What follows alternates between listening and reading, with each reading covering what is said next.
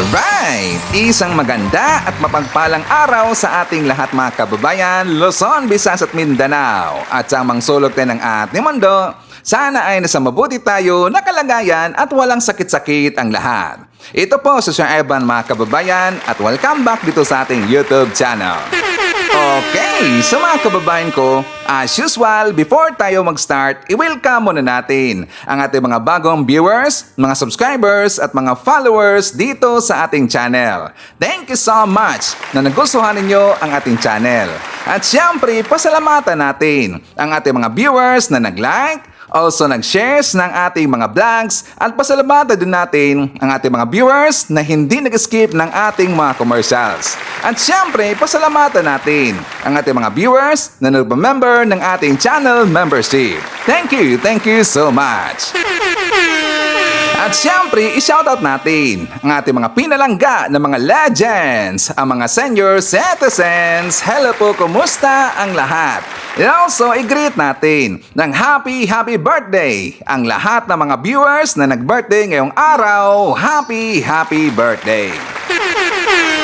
At syempre mga kababayan ko, hindi na din kakalimutan, i-acknowledge natin ang ating top 5 commenters, ang ating mga viewers na may maraming na i-comment sa baba sa ating comment section doon sa ating last vlog. At nandyan sa ating listahan, ang nanguna po, si Rosby. Meron siyang 87 na mga comments. Nandyan din si Jean Mira Fuentes, meron siyang 73 na mga comments. Shane Sibal, meron siyang 67 na mga comments. Nandyan din si Phil Macabato, meron siyang 59 na mga comments, and Sampagita, meron siyang 29, lahat ng mga comments. Okay, so thank you so much.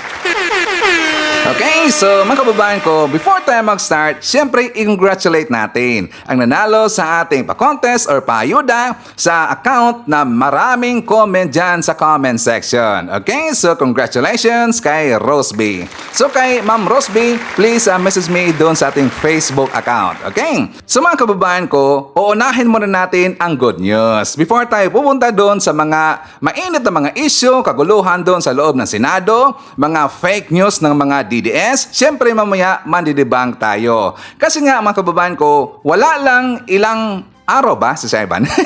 Ilang araw ba tayong wala? Kasi nga very busy mga kababayan. Kasi nga malapit na pong manganak ang aking asawa. So meron kaming pinuntahan dito sa Cebu City, kaya lang medyo palipat-lipat pa. So sa location, medyo nahirapan na mag-vlog si Evan. But anyways, carry naman, carry. So hindi ito palalampasin ni Evan kasi nga ang dami na hong nangyayari. At saka ang dami na rin mga ipinapakalat na fake news itong mga DDS. Kasi nga 'di ba kanina nagkaroon sila ng rallies. Rallies, ibig sabihin series of rallies. Iba't ibang lugar, mga kababayan. Talagang planado, no? Kasi nga gusto nilang guluhin ang ating gobyerno. Gusto nilang guluhin itong mga ginagawang trabaho ng ating mga sekretary at lalo na sinisiraan nila ang Marcos administration at saka si President BBM. So hindi ito palalampasin na siya, Evan. So before tayo dadako doon sa mga mainit na issue, dito muna tayo sa good news para alam na mga DDS at alam nating lahat kung ano ang lakad at saka tinatrabaho ng ating President BBM. For more details, let's watch this. Mismong si Pangulong Ferdinand R. Marcos Jr. ang naghatid ng iba't ibang tulong sa mga residente sa Ubando, Bulacan.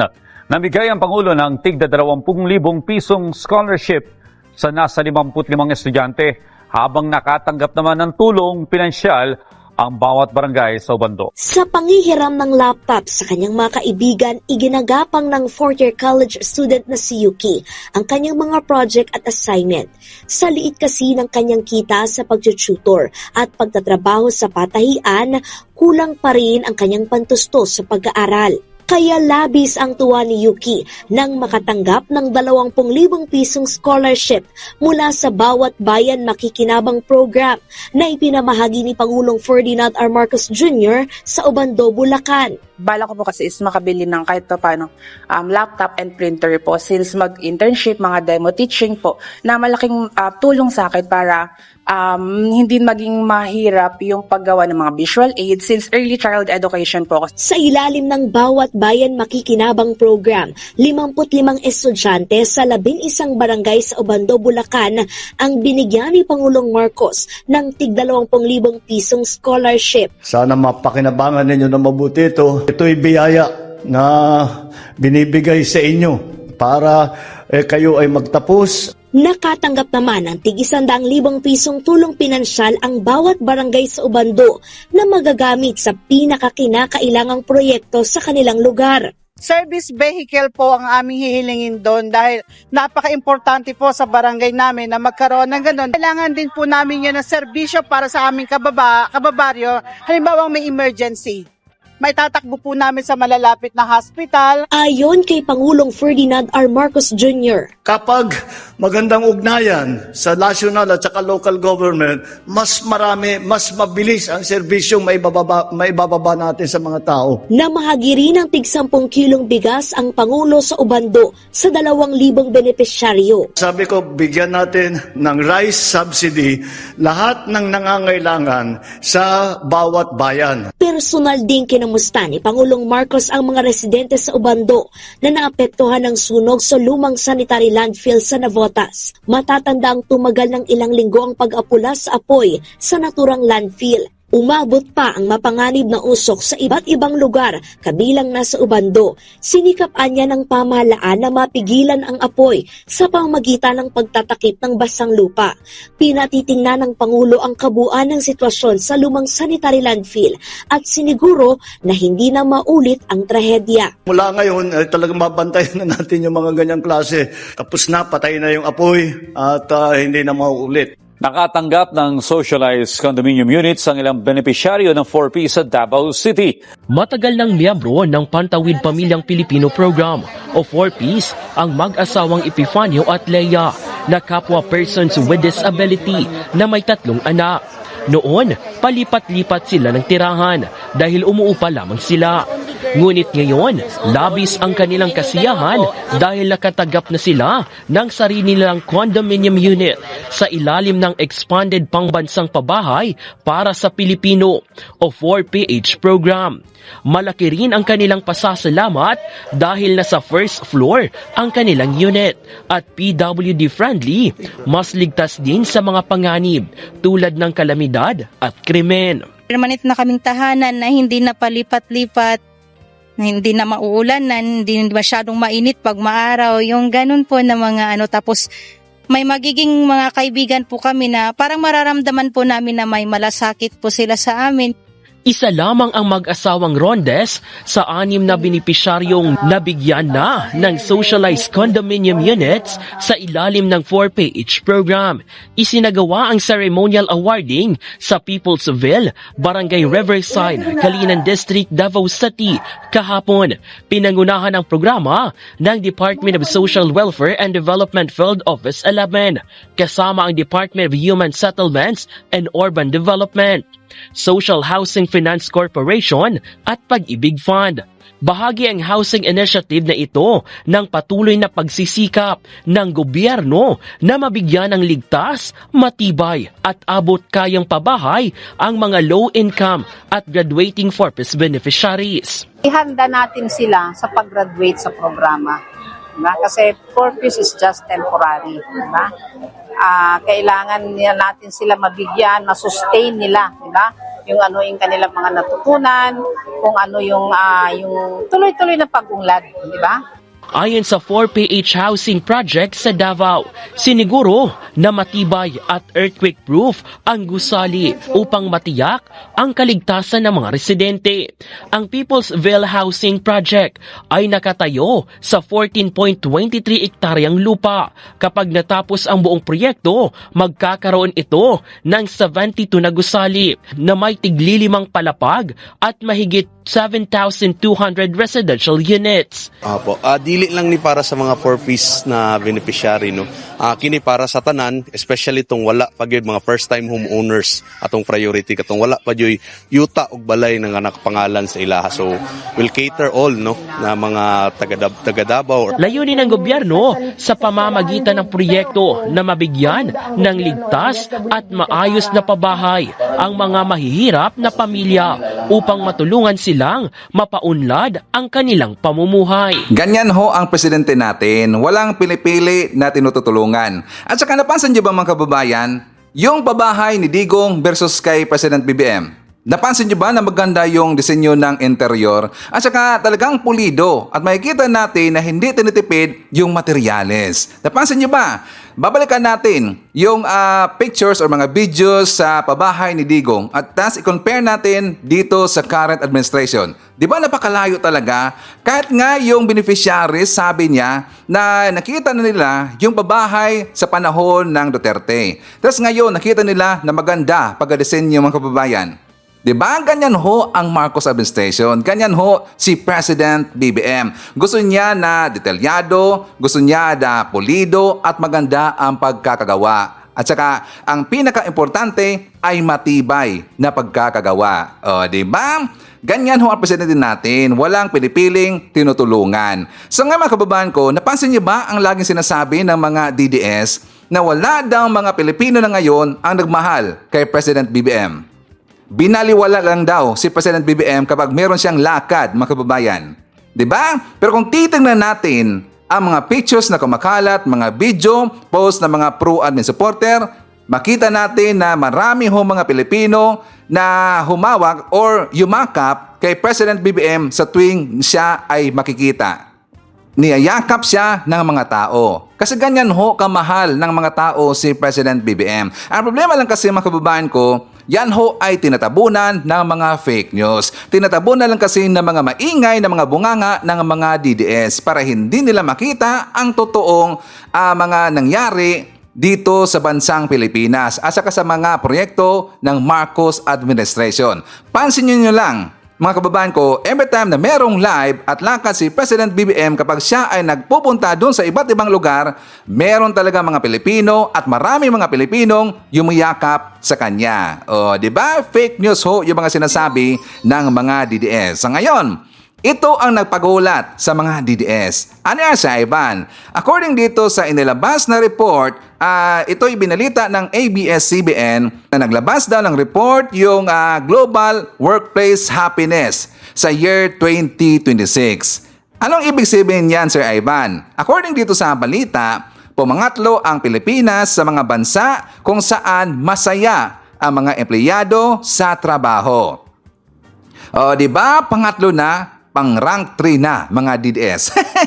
O talagang rank 3. Yan ho ay report, yan ho ay international report. Kasi nga 'di ba, itong pinakauna sa dito sa survey na inilabas is Italy. Second is Colombia, pang third ang Pilipinas. Ang ibig sabihin, ang mga Pilipino, sila ay happy-happy, tuwang-tuwa sila sa kanilang trabaho. Kasi nga ang mga reklamador lang dito mga kababayan, ang mga reklamador lang dito, yung mga DDS lang naman. 'Di ba? Mareklamo ho sila itong mga DDS. At saka ang kanilang bunganga, walang ibang lumabas dyan na mabahong sinasabi kasi nga sinisiraan nila ang bansang Pilipinas. At alam niyo ba, talagang matutuwa ang mga DDS kapag pangit yung report na ilalabas.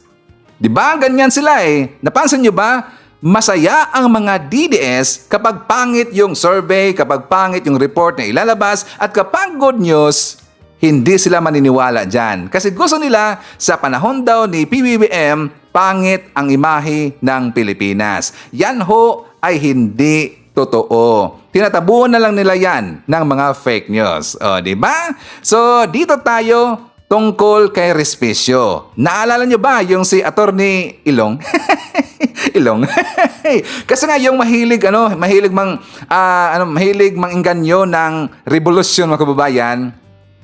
Kasi kanina nakita ko yung rally ni Respicio. Kasi nga 'di ba siya ay kinasuhan ng inciting to sedition at saka rebellion ng taga-NBI. Kasi nga sumusubra na itong si Ilong. Ito yung una mga kababayan, ipapakita ko lang sa inyo. Yung example ng video na ito ay i-forward ko doon sa PCO. Ang PCO na yung nag-forward doon sa taga-NBI. So, si Sir Ivan ho, tumulong tayo, tayong lahat, tumulong tayo na para maabot itong video na to doon sa NBI. So siguro, isa ito sa nasilip ng NBI at saka kaagad na nakita nila yung video na to, nagkaroon kaagad ng investigation. Tsaka nakita siguro ng NBI na hindi lang ito na video ang pwede nilang pagkukunan na meron talagang nagawa o dito, elemento na pasok sa inciting to sedition at saka rebellion. Ito yung unang video mga kababayan. For more details, let's watch this. BBM Kabsat, makinig ka ng mabuti, mag-ingat ka. Dahil kapag na-impeach si Sara Duterte, magkakaroon ng revolusyon sa Pilipinas. Alam mo po kung bakit? Ang mga Pilipino ay gusto pa ng mapalitan dahil kayo po ang may pasimuno ng malawakang pagnanakaw sa ating bansa. At ang gusto nilang ipalit ay si VP Sara Duterte. Pero ayaw mong si VP Sara Duterte ang pumalit sa'yo dahil ginagawa mo itong impeachment na ito. At ang ipinupush mo ay yung mga taong hindi namin kilala. Papayag ba ang taong bayan sa ganong arrangement? Hindi po. Kaya po magkakaroon ng revolusyon sa Pilipinas. Ngayon po, ayaw na nila ang leader namin, gusto nilang palitan. At ang gusto nilang ipalit ay si VP Sara Duterte. At kapag hindi kayo papayag na ang gusto namin ipalit ay ang maging presidente ng Pilipinas, wala po kaming ibang choice kundi magkaroon ng revolusyon sa ating bansa. O, di ba? Klarong-klaro, nandyan na ho lahat yung elemento. Kaya pwede siyang makakasuhan ng inciting to sedition at saka rebellion. Klarong-klaro na ho yung mga binabanggit niya. Kaya ko ito i-forward ka agad doon sa PCO. Kasi dito sa video ni Respicio, pwede talaga or pasok na pasok ito sa grounds na siya ay makakasuhan ng inciting to sedition at saka rebellion. So ito na ang nangyari mga kababayan. Nabalitaan na lang natin, siya na ay sinampahan ng kaso ng taga-NBI. Samantala, naharap sa reklamong inciting to sedition at rebellion ang Vice Mayor ng Isabela matapos manawagan ng revolusyon sa publiko. Personal na inihain ng Cybercrime Investigation and Coordinating Center Executive Director Renato Aboy Paraiso ang reklamo laban kay Isabela Vice Mayor Harold Respicio at iba pa sa National Bureau of Investigation dahil sa umano'y panululsol sa publiko na manggulo at magrebelyon. Ayon kay NBI Director Melvin Matibag, malinaw ang pag-udyok ni Respicio ng rebelyon base sa naging talumpati nito. Sabi ni Atty. Respicio, ito ang tanong na seryoso. Kapag hindi na gumagana ang foundational principle ng ating constitution na demokrasya, ano ang sagot? Revolusyon. Tapos sabi ni Atty. Respicio, revolusyon. Atty. Respicio, baliwalain natin ang konstitusyon, di ba? Atty. Respicio, so willing ba kayong magrevolusyon? Sumagot yung audience, oh, wow, willing ba kayong mamatay? Oh. Git pa ni Matibag, pag tinignan mo yung elements ng mga crimes na binanggit namin, ando dun lahat pasok lahat. At isa siyang abogado. So, hindi rin maalis dito na maaari siyang kasuhan ng disbarment. kabilang sa reklamo ang inciting to sedition, rebellion, unlawful use of means of publication at unlawful utterances. Ayon naman kay Paraiso, pinag-aaralan na rin ng CICC ang iba pang mga Facebook post ni Respicio. Mag-i-issue din ng sabpina ang NBI laban kay Respicio. After that, we will make a recommendation and eventually, kung ano yung findings, we'll file a complaint to the Department of Justice. Nilinaw din ni Matibag na maaari namang magpahayag ng political preference ang sino mang individual pero may limitasyon ito. Okay lang naman you promote your political preference but you don't encourage people to raise arms against the government. Hindi naman tama yon. Ayon sa CICC, hindi layunin ng reklamo na supilin ang karapatan sa malayang pamamahayag. Pero gaya nga ho nung sinabi ni Director Melvin, ito ho yung ang threshold ho nito pag lumagpas na yung rights nila of expression and crosses the boundaries of eto na, inciting to sedition, inciting to rebellion, yung mga cybercrimes na ho natin. Samantala, nilinaw din ni NBI Director Melvin Matibag na hindi maaaring isilbi sa abogado ng isang akusado ang warrant of arrest. Kasunod ito ng viral video ng abogado ni De La Rosa na si Attorney Jimmy Bondoc kung saan sinabi umano nito na maaaring isilbi sa mga abogado ang warrant at sila na ang magsiserve dito sa senador. Pero no, because the warrant should be served personally. That is under the rules of court. Hindi ko alam kung saan nanggaling yung idea na ibigay mo sa abogado at siya magsiserve. Baka nagkaroon lang ng mix-up no, na yung subpoena, yung summons sa warrant. Paliwanag ni Matibag, iba ang warrant of arrest sa subpoena o summons dahil sa ilalim ng rules of court, dapat personal itong matanggap ng taong inaaresto. Sinabi rin ni Matibag na wala pang record sa Bureau of Immigration na umalis ng bansa si Bato. Sa huli, ang apela niya sa senador, wag nang hintaying maaresto at sumuko na lamang. Okay, so napansin nyo ba? Kapag magiging abogado ka ng mga DDS, nagiging bobo, mga kababayan. Napansin nyo ba yan? Di ba? Ganyan siguro no kapag nandun ka sa mga salot. Kapag magiging abogado ka dun sa mga salot, magiging salot ka na rin. Like for example, dito kay Respicio. Si Respicio no, parang hindi abogado. Tingnan nyo yung bunganga niya, parang hindi siya abogado. Or nakalimutan niya siguro na siya ay abogado. So ngayon, siya ay kinasuhan na ng inciting to sedition at saka inciting to rebellion. Buti nga. At saka dito rin kay Jimmy Bundok, nagiging purol na rin ang kanyang pag-uutak. Once kasi na ikaw ay magiging abogado, magiging bulok na yung pag-uutak mo. So yan ang nangyari sa kanila. Tingnan nyo, si Jimmy Bundok ay sinisermonan ngayon. Mismo ho ng mga abogado na DDS. Napansin niyo ba si Sal Panelo, mga kababayan? Si Sal Panelo, talagang sinermonan niya itong si Jamie Bundok. At saka mali daw yung ikinaso or ang ginfile na kaso ni Jamie Bundok. Mali daw. Tapos maraming sinasabi si Sal Panelo tungkol sa kanya. O, di ba? Nagkakagulo na ngayon ang mga DDS kasi nga nagiging purol na. Katulad kay Sara Duterte. Diba? So, buti nilang sila dito ay sineryoso ngayon ng NBI. Mga kababayan ko, ipapakita ko rin sa inyo itong vlog or interview dito kay NBI Director Attorney Melvin Matibag. Talagang masaya to. I am very sure na matatawa kayo dito sa kanilang programa. For more details, let's watch this. Anong latest, Director Matibag? May mga nakapost, diba, sa paligid na? Sa paligid natin. Marami. Anong natin? Anong latest development? Kung isa-summarize mo, Yan, sige, summarize. Director, yung nangyari, dahil nag-press ko na yung DILG tsaka Correct. PNP eh. No? Kung isa-summarize mo, tsaka anong magiging proposal? OSG tsaka DOJ. Oh, yun ang gusto na marinig ng mga tao. Ano ang gagawin ngayon? Well, simulan muna natin sa nangyari. At least, malinaw ngayon ng NBI mula simula. Hindi kayo matake. Hindi kami umatake. Sinabi ko from the start, wala kami sa Senado. Andito kayo, di ba? May atake kayo nitong hotel eh. Diba? Hindi yun si Goya yun sa kapila. Diba? Kumakain din kami ng lechon. Yun yung malinaw. So, nagpapasalamat naman ako kasi consistent doon sa sinabi ng NBI. Correct. At lalaking usapan namin ni Senator Alan Peter Cayetano. Doon nagsimula ang problema. Na hindi kami Wala pa. Hindi kami papasok sa grounds ng Senate. Usapang Ano lalaki. nangyayari? Usapang lalaki. Ang nasira lang doon sa usapang lalaki, dapat protective custody. Pagkakailangan na si Senator Bato, sila ang... Pero wala namang basihan yung protective custody, di Wala ba? pero ano na lang, as a matter of Usapang lalaki courtesy, na lang. Usapang lalaki na lang. Hindi, pag nag-usap kami ni Alan, usapan lalaki. Siyempre, lalaki kayo pareho. Pipili ka lang kausap, Director. No, yun yung problema eh. Okay. Hindi ako nagtanong sa'yo po. Sorry. Kung nakausap kita noon, dapat hindi pala ganun nangyari. Lalaki. So, courtesy ang tawag dyan. Sa matter of courtesy.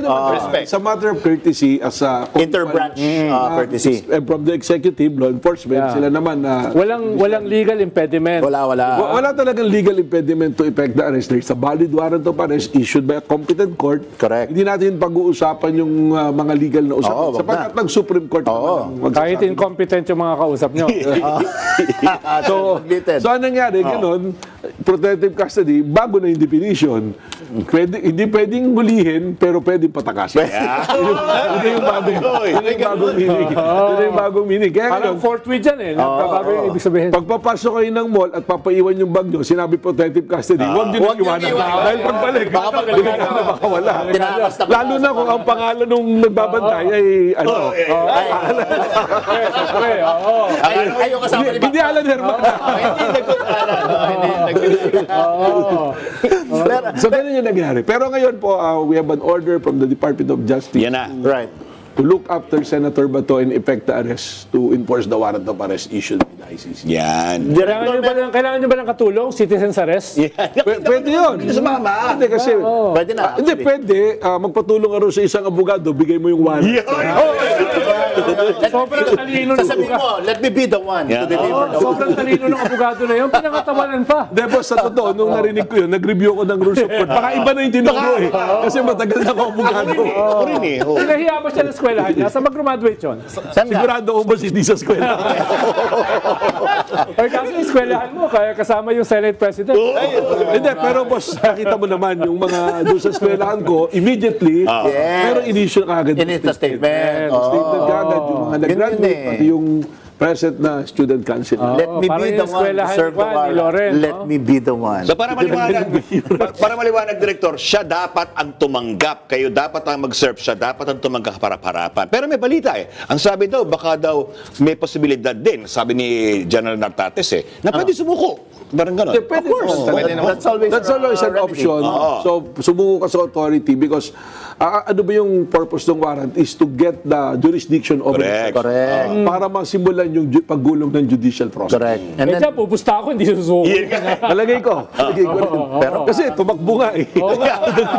Yung unang Hindi susuko yan, no? pero parang ang hirap na nun eh, di ba? For the rest of your life. Hinahabol ka na, di ba? Fugitive ka na. Hindi madali yun, ha? Yung mga mahilig lang sa underground ng mga magagagaling dyan. Wala ko yan. Parang may pinapatalsik. Wala naman akong Parang lang.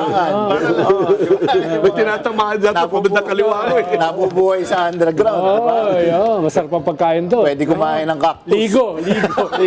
Ligo sardines with kakanggata at kamote tops. Alam na alam. Kamote tops. Alam na Ilisa alam. sa sibuyas. Pero sir, what about, may balita ba kayo if anybody will file like an obstruction of justice or an aiding and abetting?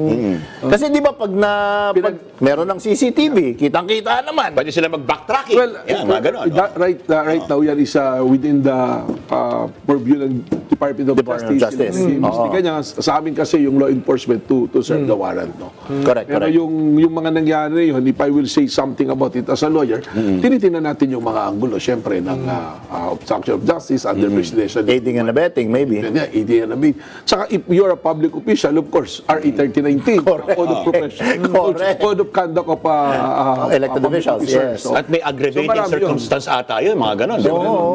Hindi yun. Paano ang parusa doon sa obstruction of justice maliban doon sa kulong? Sa obstruction of justice, it's a Permanent- presidential degree. permanent So, ano yan, mga 4 years to 6 months. Pero ang mabigat kasi yung RA 3019, yan yung mataas yung penalty, 6 years to 20 years. Wow. Giving undue influence, undue advantage to the individual. Tsaka ako yan, permanent disqualification.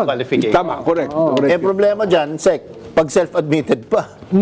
Pag sinabi pa niya na, siya mismo umamit. Pero kung hindi nagsisinungaling yung ebidensya, nakita mo yung mga Kitang-kita CCTV. eh, di ba? Kita-kita. Kinukumpara mo ba yung hindi nagsisinungaling na ebidensya doon sa mga senador?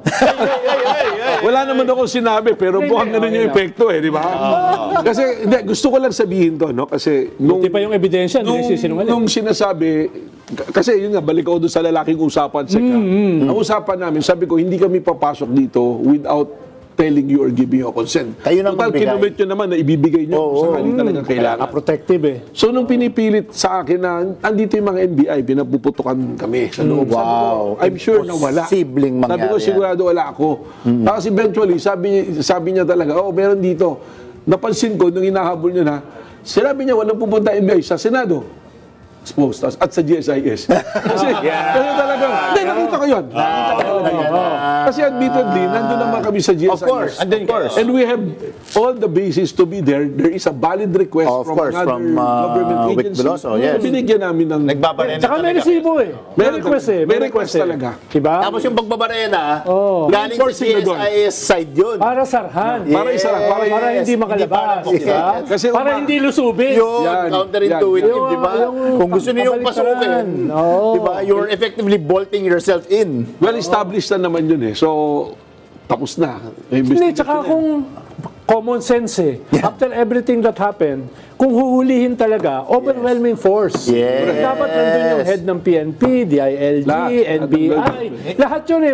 Dahil nangyari, di ba? Sek, dalawa lang sasabihin ko dyan. Ang taas naman ng standard. Akala ko sa pa na naman ang galing. Ang taas naman ng standard mo.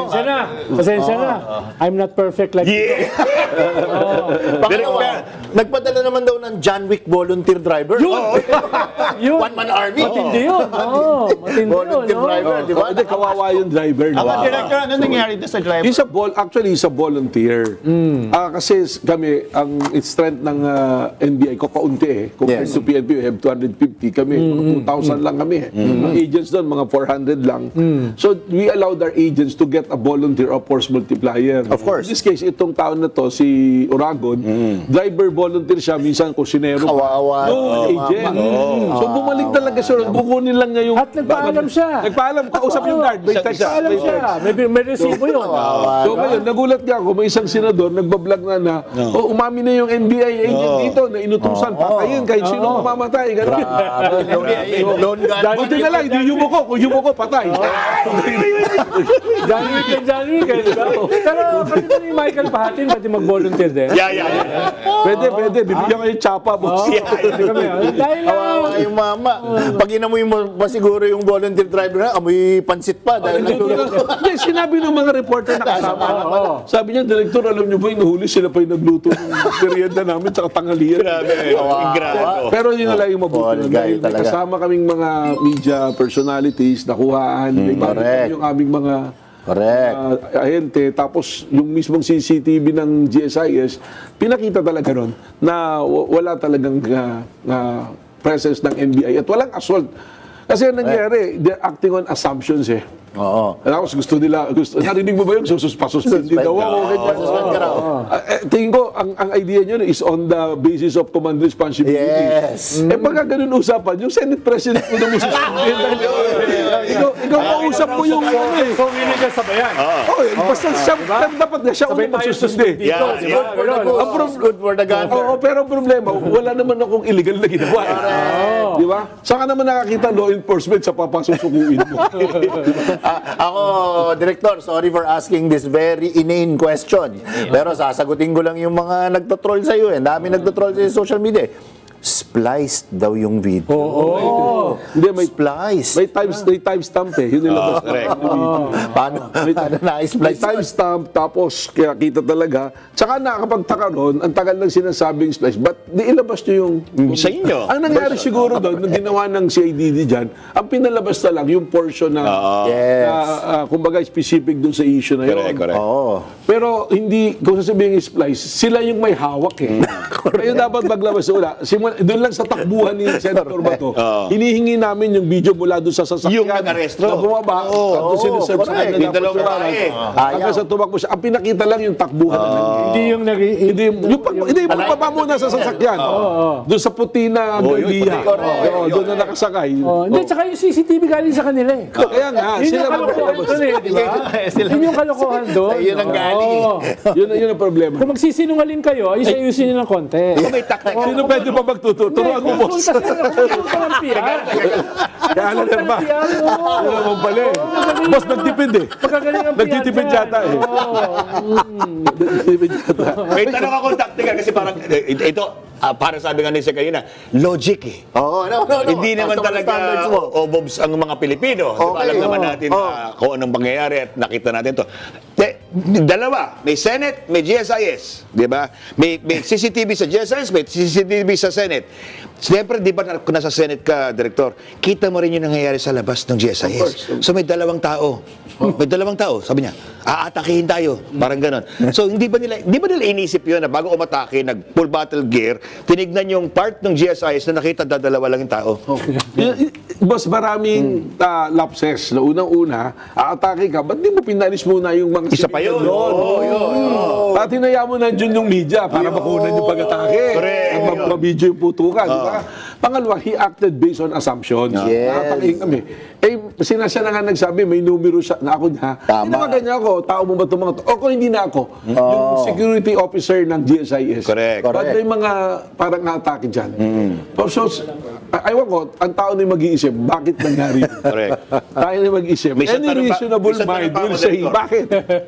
Ito, yung tungkol sa GSIS. Kasi ang sabi ng report sa GSIS, di umano. Di umano. May lamas-masok at maaring gamitin yung entrance. Lamas-masok, Yan, ha? lamas-masok. Lamas-masok. Parang may pitik eh. Na pwede gamitin yung binabarinaang pintuan para doon idaan. Kasi parang ine-exercise na eh. Parang gano'n eh. So ano bang totoong banggit sa'yo ni GSIS chairman tungkol sa bakit pinababantayan na yan? Hindi. Umaga pa lang daw, labas-pasok na. Yun yan, may ganun. Ikot na. So, ang letter naman nakalagay talaga at sa pag-uusap namin, ang sabi niya talaga, he's worried about the security of the premises and also the tawag dito yung mga tao niya. Yes. At siyempre, doon na rin yung concern niya na baka siya yung mapagdulto na ng sisi. Kung merong... May lapse. Ganun. So, Kasi may good mga thinking. pictures ang sinend sa akin. Kausap niya si General Aplasca. Maaga pa yun. Wala pang NBI nun because the NBI operatives arrived ng 6 p.m. na. Then the 6 request p.m. came in na. 4:48 yung message niya sa akin but it was received sa office ko ng 5. Kausap na si Aplaska. Hindi si ano kausap ko, si... Yung si chairman Kausap ni GSIS. GM, GM Wick Biloso. yes. Ang nakapagtaka ron, sasabi niya, ba't hindi ako nag-coordinate? Sabi ko, ba't ako mag-coordinate? Wala nga kaming operation sa Senado eh. Di ba? Hindi nga kami papasok. So, ibig sabihin, alam po ni Aplaska, kasi kausap niya rin si GM, Alam niya, na may gagawin doon. alam niya na may NBI na ang purpose is to help them secure. Ayun naman pala. Talagang Pero baka meron talagang lumulusob eh. Baka pinalusob. Hindi, mga alien. Alien. UFO. Diba medyo madilim doon? Baka si Casper nga doon. Alam mo, itong apat na kasama ko, I think they are invalidating my feelings. Don't you know? Kamusta ka na ba? Ano ba, brother? My friends were there. She was a young mother. It was real. The fear was real. Parang ginawa na ni Guido yan. Ini-improve ko lang. Yung sinasabi ni Alan na performative. Parang ikaw sa trabaho mo, performative. Yung magpapresko mo na bago manghuli o manghuli mo na bago magpresko. Yung mga ganun. Wala ko pinapatabaho. Walang pinapanabahan. Easy. Yes. Mahalan ka ba? Pag ganito ko muna. Mahalan ka ba? Hindi, importante yun. Kasi mas gusto ng tao yung action yung nakikita may ginagawa. Correct. Mas kahit nga wala kang presko, yung tao na yung... Yes, agree. So, palagi ko, yun yung importante. And I agree with Alan Herman, yung sa German cut niya. Pero ano ba yun? Hindi ba PR yun? Hindi ba PR yun? Buti ka pa nag-agree. For the first time. For the first time. Hindi, baka discount kung sakali ko yung Pero, Director, without compromising yung ginagawang operations, Yan. no? Sige nga. Meron ka bang ballpark figure, no? Na para naman yung tao kasi naghihintay eh. That's correct. Ang daming high value targets, walang nahuhuli. Meron ka bang ballpark figure, no? Katulad ni Ombudsman Boying Remulla, nag-umisa siya noong Disyembre, na maraming makukulong. Yan. Tapos Marso, tapos Mayo. Ikaw ba may ganun ka rin bang predictions? Na within this quarter, within this month, ay makakakita naman tayo kahit papano. No? Ang masasabi ko ngayon, immediately nung inutos ng DOJ na arestuhin in Porsyong warrant, I already established a dedicated tracking team, no? To locate. So, nag-backtrack kami, tinitingnan namin yung pagkilos kung saan. Pero napakahirap po mga kung kailan mo siya talaga mahuhuli. Unang-una, marami pong pumapasok na lead sa amin ngayon. At sinusundan namin yung iba. Gusto pang mambudol, manghihingi lang pala ng pera. Wala po kaming pinag-uusapang reward money rito. Pero ibig sabihin, parang in exchange of information, meron pong sinabi, pumunta sa Batangas. Ang dami po. But what I can share na without giving the specific details, there are 3 areas ngayon na amin pong talagang binabantayan. And I'm asking help from other personalities and agencies na nasa intelligence network para matulungan po kami. Correct. Pero iba kasi ang mundo natin ngayon, Director eh. Gusto na. Di ba? Ngayon, ang dami mong technology eh. Yeah, we're using it now. From CCTV, drones. Correct. yung misis ni Alan, alam ko nasaan siya kahit siya pumunta eh. Baka may isang tag, ano yun, yung tag yun, yung tag. Tulog ako, Director. Tapos synergically implant yung chip. We're using that technology. We're using that. We have technology. Meron kami sa NBI na ginagamit. Kaya nga meron kaming specific targets kayo na tinitingnan. Correct. Pero napakahirap po talaga. We'll be very honest with you. Mahirap yung nangyari. Yung Pilipinas, as it is, ang daming high-value target na hinahanap natin. Si Atong Ang, si Bantag is there. Pero we don't treat na parang iba kung paano yung protocol namin. Yun din. Yun lang. Mas malawak lang yung scope namin. Iabi ko nga, may dedicated group to do the location and arrest of Senator Bato. Pero ba kailangan nyo na ng supernatural power? Yun. Well, si Doc Guido kasi psychic yan eh. Sidekick. Hindi ba sidekick? We don't remove that possibility. Pwede kayo pumunta sa manghuhula. Kasama na rin. Tapos kung wala kaming drone, baka may manananggal na magboto. Psycho, hindi psycho. No, we have drones. Meron na mga kaming drones. Then we have technologies to... GPS, satellite, technology, di ba? Not to oversell it, Director, pero ang lumalabas sa social media ngayon, if there's a guy to do it, it's you. If there's anybody that's gonna bring him in, it's you. Mabigat po na trabaho, pero gagawin po natin yung makakain natin. Siguro, totoo po tayong nagdadasal. Hira po tayong magdasal, pero ngayon, we're really praying na we'll be guided. Ano po. Baka pwede po tayong tulungan ng mga magaling magdasal, pagdasal. Mahina ako dyan. Sino po ba marirekomenda nyo? Ito siguro. Alam mo kasama lang si Sek? Alam mo kasama lang si Sek? Sa Bardagulan! Okay, so before tayo magbabatuloy, syempre i-acknowledge muna natin ang ating mga suki, ang mga early birds, yung una nag-comment dyan sa baba sa ating comment section. So nandyan sila si Bibian Di Vera, Zaida Taha from Riyadh, Saudi Arabia, May Agnes Estuche, kasama din natin si Aspernito, Noel Corralde from New Jersey, Edgy Hollenwig, nandyan din si Emski from California, hi to GC, Olivia Lupigaleg from UK, nandyan din si Elena Google, Lilian Lalyabe, Lorita Pagalilawan, hi to Velia Bautista, nandyan din si Renato Baliner, Cristita Ohori, hi to Abing Suled from California, USA, kasama din natin si Eileen Drinon from Florida, Lynn Mina from Nagoya, Japan, Virginia Broadbent from UK, nandyan din si Terby, and hi to Lodi Dalida Tembri. Okay. Mga kababayan ko, pupuntahan natin yung rally na nandun itong si Barbilat. Ito si Barbilat. Kasi nagkaroon ho ng rally kanina. At saka itong si Baste nagsalita. Pero palong-palo itong si Barbie. Kasi nga talaga ang tigas ng kanyang panga. Parang pag-ganon-ganon pa talaga eh. O di ba? Tapos lagi lang sinasabi na bangag daw si President BBM or gumagamit daw. Pero kung titingnan natin, tingnan nyo ho, itong si Baste. Sino ang adik titingnan? Si President BBM ba or ito si Barbilat? Di ba? Tapos ganyan ang gusto ninyo na maging presidente, mga DDS, di ba gonggong talaga eh. Purumahan pa nga lang ni Barbilat. Tingnan nyo, hindi na ho qualified, nakakahiya. Hindi pwede maging presidente itong si Barbilat. So ngayon, ipapakita ko sa inyo itong banat ni Baste. For more details, let's watch this. Buang adik ingon pa sa iyang igsuon bangag sirayong puwet, diverculitis, kung ano-ano pinapasok siguro dyan. Ano achievement nito? Binalik yung droga, binalik yung kriminalidad, binalik yung korupsyon. At ngayon yung gusto pa magpatagal ng termino niya. Drugs and criminality and corruption. Noong panahon na naging presidente yung tatay ko, hindi ko akalain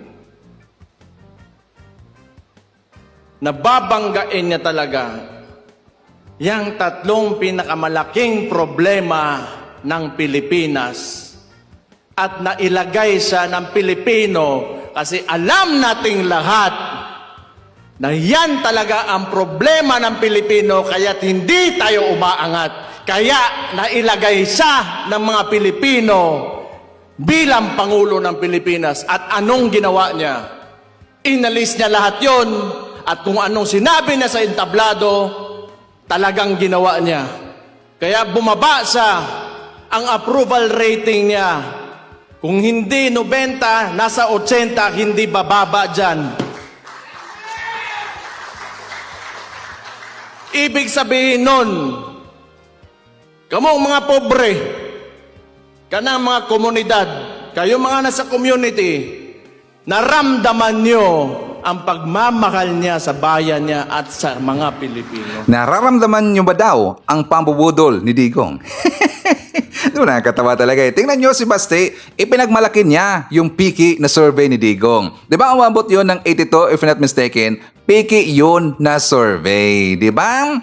Yun ang ho ay pambubudol, hindi yun totoo. Dan sabi niya na yung tatlong elemento daw sa ating bansa, binangga daw ito ni Digong. Yung droga, yung corruption, at saka kriminalidad.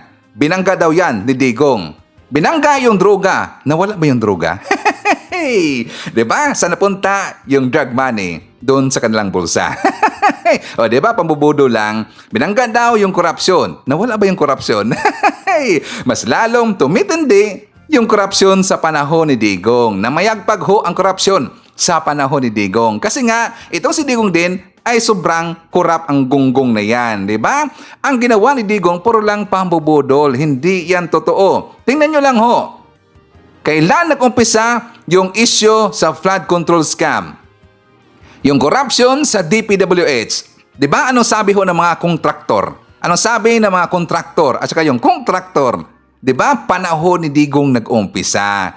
At hindi nawala yan. Sa panahon ni President BBM, yan na-booking lahat. O di ba? Tapos ngayon sila nag-iingay. Sinasabi nila na si President BBM daw dahil sa kanya kaya nagkaroon ng korupsyon sa DPWH. Yan nag-upisa sa panahon ni Digong. Nung sila ay na-booking, ngayon kanilang pinupoint, kanilang sinisisi si President BBM. Bakit? Kasi nga nadisgrasya at saka nagkanda, litsi-litsi na ang kanilang negosyong corruption. O, di ba? Dapat nga pasalamatan natin si President BBM kasi nga dahil kay President BBM, nabuking yung corruption sa DPWH. And not just DPWH, pati din sa ibang mga ahensya. Nabuking din ang 51 billion pesos ni Pulong Duterte. Nabuking din ang corruption ni Sara Duterte. Pati din ang kanilang mga krones, mga kalyado na mga kontraktor. O, di ba? Tapos nakakatawa, no? Tingnan nyo lang ho, itong pormahan ni Barbilat. Bagay ba na bagay ba siya na pwedeng gawing presidente, mga kababayan? Please comment sa baba, babasahin niyo mamaya ni Sir Ivan. Bagay ba itong si Barbilat? Tingnan nyo, adik na adik talaga tingnan eh. Di ba? So anyways, ipapakita ko rin sa inyo itong sagot ni Respecio kasi nga 'di ba ulitin natin siya ho'y kinasuhan ng NBI ng inciting to sedition at saka rebellion. So kanina sa kanilang rally kanya na namang binanatan ang taga NBI. At saka meron ding rally kahapon, mga kababayan ko, na nakakatawa. Bago sa Ivan. Kasi nga, itong si Respicio, tinanong niya yung kanyang mga viewer o yung mga sumama doon sa rally na handa ba silang magpakamatay para kay Sara Duterte. Alam niyo ba na isa lang siguro ang sumagot doon? Nakakatawa talaga eh. Handa ba kayong magpakamatay para kay Sara Duterte? Isa lang sumagot. Nakakatawa talaga eh. Sino ba dito yung gusto na magpakamatay para kay Sara Duterte? Hindi naman tanga, hindi naman bobo yung mga Pilipino. Kayo sinakyan lang kayo. Kasi siyempre, merong pera sa rally. Nandyan ho ang easy money sa rally. Pero ayaw nilang magpakamatay para lang kay Sara Duterte. Correct me if I'm wrong, mga DDS. Diba? So dito ipapakita ko sa inyo yung sinabi kanina ni Respecio. Matibag!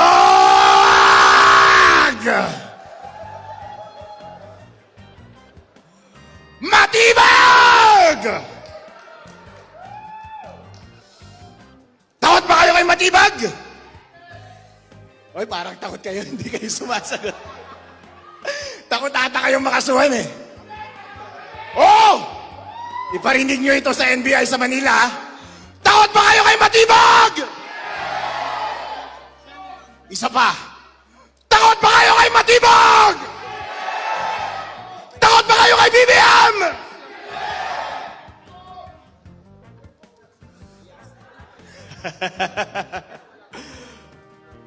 Huwag kayong matakot mga kapatid. Ako si Atty. Harold Respicio, Vice Mayor ng Reyna Mercedes Isabela. Galing sa Northern Luzon. At ang Northern Luzon ay solid Sara Duterte!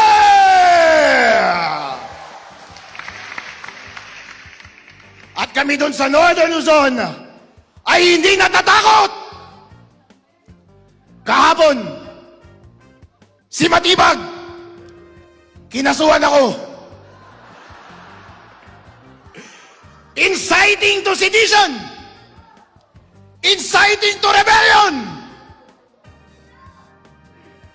Bigyan natin siya ulit ng dahilan para kasuhan ako today. Gusto niyo yan? Alright? Kinakabahan niyo man, nakaupo sa harap. Si Mike ang dami ng kaso. Nakasuhan rin yan kahapon eh. Nakasuhan rin si Senator Marcoleta. Para takutin kayong lahat.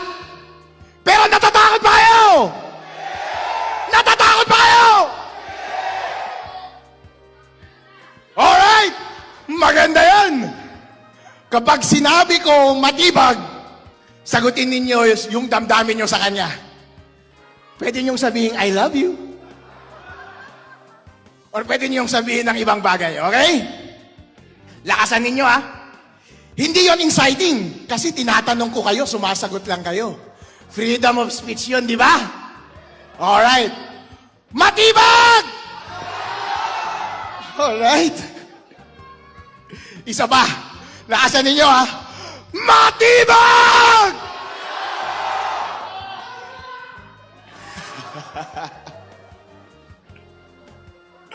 Gusto nyo next BBM?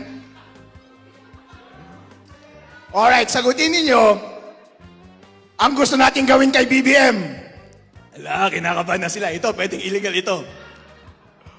Pero sabi nila, kinasuhan ako dahil meron akong sinabi nung nakaraang Rage Visayas.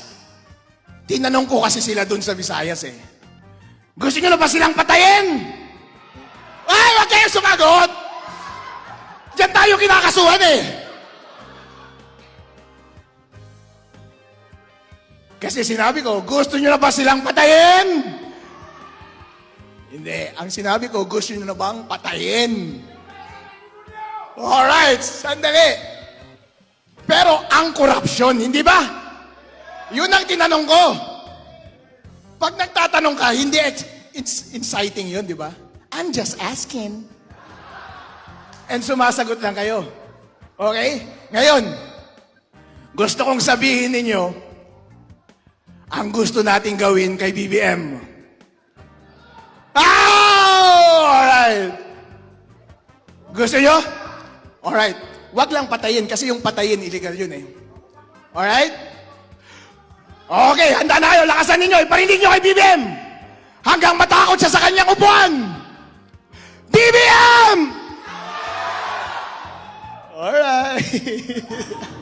Oh, di ba nag-iba ang ihip ng hangin? Umiiwas na eh.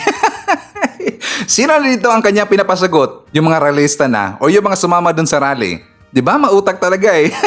Kasi alam niya na makakasuhan na naman siya ulit. Ngayon, umiiwas na. Pero nandyan na ang kaso, mga kababayan. Hindi na makakaiwas itong si Respicio. Di ba? Gonggong talaga eh. Parang hindi abogado, no? Hindi niya alam siguro ang kanyang ginagawa or nakalimutan niya na siya ay abogado. Tapos napansin niyo ba yung mga sumagot sa kanyang mga tanong? Kukunti lang, mga kababayan. Kukunti lang yung mga boses doon. Ang ibig sabihin, kukunti na lang yung sumasama sa kanilang rally. Kasi nga, siguro, yung budget doon sa rally, binulsa na ng mga organizer. Hindi na nagsipuntahan, hindi na sumasama yung mga ibang DDS. Tapos tingnan nyo ngayon, tatadda rin ng kaso ang mga DDS. Tinatadda na ngayon ng kaso itong si Respicio. Buti nga kasi gonggong eh. Tapos ngayon, biglang nag-iba yung ihip ng hangin. Matakot naman pala eh. Di ba? Natakot naman pala. Yung pinapasagot niya, yung mga realista na lang. Itong si Respicio, umiiwas na. So buti nga. Ngayon mga kababayan ko, ipapakita ko rin sa inyo itong balita na kung saan meron ng offense from Palacio na nangyari. Nararamdaman na natin, meron ng opensa, hindi lang depensa, meron ng opensang nangyayari. Kasi nga kung papansinin ninyo, unti-unti na ditong kinasuhan yung mga DDS cronies, yung mga abusado, yung mga merong ginawang kalokohan sa ating gobyerno or merong ginawang korupsyon. Napansin niyo ba? Kinasuhan na yung mga gonggong. Ang ibig sabihin niyan, meron ng opensang ginawa. Opensa, very visible na offense ang palasyo. Ito din ang mandato ni President BBM. Dapat may managot. Yan naman ang gusto ni Pangulong Ferdinand R. Marcos Jr. Kaugnay ng pag-alis ni Senador Bato de la Rosa habang nasa protective custody ng Senado. Ibinahagi ng Presidential Communications Office ang CCTV footage ng pag-alis umano sa Senado ni Senator Ronald Bato de la Rosa noong madaling araw ng May 14. Yan ay matapos ang nangyaring tensyon sa loob ng Senado. Sa video na may timestamp na 2:30, makikita ang isang lalaki na nakabarong. Sinundan siya ng babaeng may bitbit na gamit. At sumunod ang isa pang lalaking naka-jacket at nakasombrero. 2:31 makikitang lumabas ang tatlo mula sa pinto ng Senate premise, patungong parking area. At sa isa pang footage, nakitang sumakay ang mga ito sa puting Fortuner.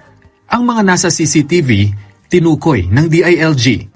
The three individuals were identified as follows. The man in white was Robin Padilla. The man in the blue jacket was Senator Bato de la Rosa. Blue jacket na nakap. Yes, sir. Was Senator Bato de la Rosa.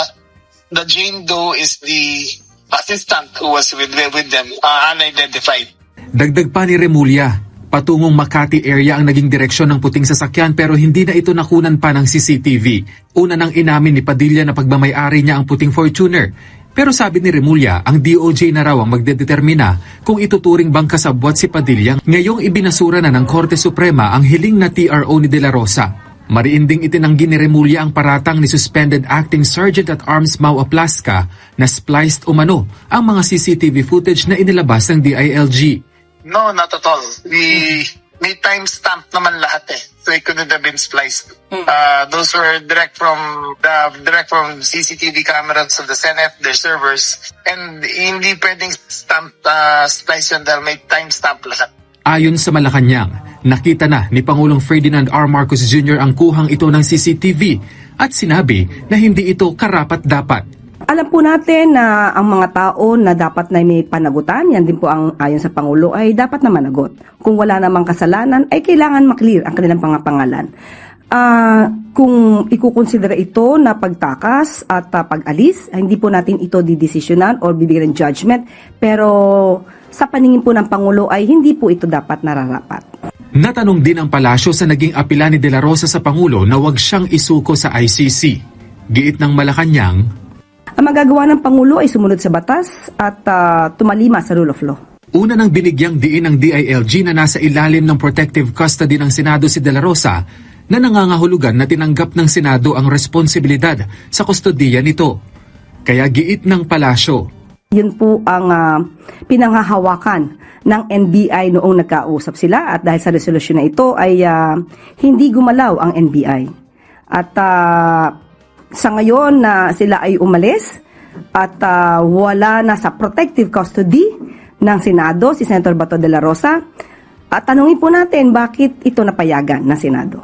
Samantala, tiniyak din ng Malacanang na pinatututukan ni Pangulong Marcos Jr. ang gun-related incident sa Senado noong May 13 at tiniyak na hindi ito palalampasin ng administrasyon. Nako po, ayan na. Nagpapanik na ang mga DDS kasi napansin na nila dito o naramdaman na nila na nag-risback na, rumisback na ang palasyo. Kasi nga, abusado itong mga DDS, di ba? They are bending the law. Tapos di ba lagi nang sinasabi na binibend daw ang law ng taga Marcos admin. Yung Marcos administration daw, mahilig daw magbend ang law. Pero tingnan nyo, kabalitaran ang nangyayari. Kasi itong mga DDS, sila dito ang mahilig mag-bend the law, di ba? Kasi itong si Binoy, no, ginawa pa tayong tanga. Parang pinanganak lang tayo kahapon, Alam nyo, itong si Venus sarap pitikin talaga eh. Kasi hindi naman yan paniniwalaan yung sinasabi niya na dahil daw nakiusap itong si Bato sa kanya na gusto daw sumakay, sumama, kaya pinasakay niya. Kasi daw, ang pangit daw na hindi niya papayagan. Di ba tingnan nyo ang kanyang reasoning dito? Parang bata talaga eh. Parang hindi niya alam yung batas. O talagang hindi niya alam yung batas. Pero ignorance of the law excuses no one. Diba? Sakto ba yan? Excuses no one. Patay itong si Binoy. Tatataran yan ng kaso. Klarong-klaro, obstruction of justice. At dito mga kababayan ko, merong tanong sa Ivan. Pabor ba kayo na papayagan itong si Bato de la Rosa na siya ay mag-participate sa impeachment trial dito kay Sara Duterte through online or through Zoom meeting, mga kababayan? Pabor ba tayo? Kasi merong plano yung taga-Senado. Ito ho ay pangunguna ni Cayetano na kanilang irebisa yung rules dyan sa Senado na pwede daw or papayagan nila na mag-participate or magboto itong si Bato de la Rosa through online. Pabor ba tayo? Please comment sa baba. Babasahin niya mamaya ni Sir Ivan. So ito ang ating balita. Iginiit ng isang senador na hindi pabor ang ilang senador na gawing virtual o teleconferencing setup ang napipintong impeachment trial ni Vice President Sara Duterte para makadalo si Senador Bato de la Rosa. Mariing pinabulaan na ni Senador Robin Padilla ang alegasyong itinakas umano niya si Senador Ronald Bato de la Rosa palabas ng Senado noong madaling araw ng Huwebes, May 14. Ayon kay Padilla, maayos silang lumabas ng gusali ng Senado sa harap ng maraming pulis at security personnel at wala umanong anumang pagtatangkang umiwas sa mga otoridad. Anya, madaling araw nang sabihin niya kay de la Rosa na kailangan niya nang umuwi dahil hinahanap na siya ng kanyang asawa. Nagsabi naman sa kanya si De La Rosa na sasabay na ito. Wala rin umanong sariling sasakyan si De La Rosa ng gabing iyon dahil inihatid lamang ito sa Senado gamit ang sasakyan ni Senate President Alan Peter Cayetano. Bumaba umano si De La Rosa sa Makati kung saan siya sinundo ng sarili niyang sasakyan. Samantala, sinabi ni Senador Erwin Tulfo na marami sa mga senador mula sa minority bloc ang hindi sang-ayon sa panukala ni Senador Rodante Marcoleta na payagang dumalo at lumahok si De La Rosa sa impeachment trial sa pamamagitan lamang ng virtual o teleconferencing setup. Paliwanag ni Tulfo, pinayagan lamang noon ang ganitong setup nung kasagsagan ng pandemya dahil sa umiiral na lockdowns. Pero ngayon ay hindi ito maaring gawin dahil hindi ito magiging patas para sa mga pumapasok. Pwede po dati yun, nung panahon po ng pandemic, di po ba? Kasi may mga lockdown tayo. Pero ngayon, bakit naman hindi po pwede? Kasi kita naman kasi parang gusto nila na kahit saan ka, pwede kang bumoto. Huwag naman ganun. Di po ba? Unfair naman po yun doon sa mga pumasok. So, obligado pong pumasok. Nanatiling nakabinbin ang mosyon ni Marcoleta sa Senate Committee on Rules kung saan ito ini-refer. Kaugnay nito, sinabi rin ni Tulfo na posibleng magsimula ang impeachment trial ni Vice President Sara Duterte sa July 6. May hanggang June 1 si Vice President Duterte para magsumite ng kanyang sagot sa articles of impeachment na ipinadala ng Kamara sa Senado. Pagkatapos ito, magkakaroon naman ng 10 araw ang House prosecutors para magsumite ng kanilang tugon bago simulan ang pre-trial proceedings, kabilang ang pagmamarka ng mga ebidensya. Ayon kay Tulfo, regular na sesyon muna ng Senado ang isasagawa tuwing Lunes mula alas 10 ng umaga hanggang 1:00 ng hapon bago sundan ang impeachment trial mula alas 2 ng hapon. Tuwing Martes at Miyerkules naman ay alas 3 ng hapon sisimulan ang paglilitis hanggang gabi, habang regular session lamang ang nakatakda tuwing Huwebes. Monday ng umaga ng July 6, I think, will be like around 10 a.m. to 1 p.m. Regular session. Pagkatapos, break po ng 1 hour, 2 o'clock back to Sawa.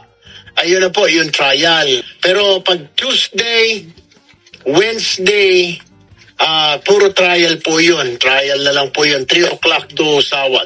Tapos Thursday, wala pong trial bagkos magkakaroon po ng mga doon na yung mga hearing and then may session din po ulit. Bagamat walang sesyon ng 20th Congress mula June 6 hanggang July 26 ay posibleng bumalik ng mas maaga mga senador para matutukan ang impeachment proceedings. Okay, so meron na silang schedule date para sa posibleng matuloy ang impeachment trial ni Sara. That is July 6 daw, mga kababayan. July 6 daw according kay Senator Erwin Tulfo. So at least merong date, pero hindi pa natin alam kung yan ba talaga ay matuloy. Di ba alam natin, hawak kasi ang bula, hawak kasi ang bit ni Cayetano dyan sa Senado. Hindi natin alam.